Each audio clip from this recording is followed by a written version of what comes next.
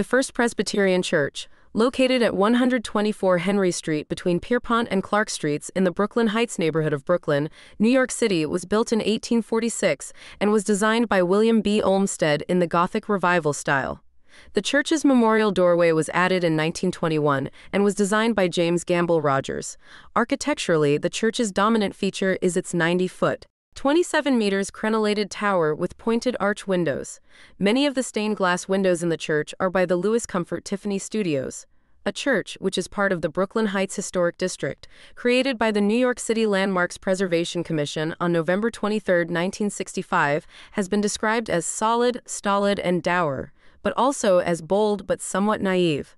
A Congregation W.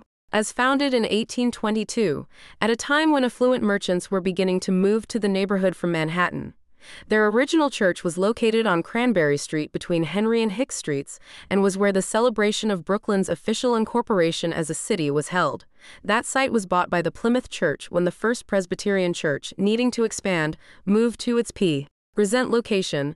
At the time of the Old School New School schism in American Presbyterianism over slavery and other issues, some members of the church, in reaction to the New School abolitionist preaching of Dr. Samuel Hanson Cox, who was the church's pastor for 17 years, split to start an Old School church located at Remsen and Clinton Streets, while others left to help start the Church of the Pilgrims or joined the Plymouth Church. The congregation began the Heights Fellowship, 1949-52, under the leadership of Philip Elliott, 1931-1961, to encourage ecumenism, racial harmony, and internationalism. This same program was also promoted by Paul Smith at the end of the 1980s.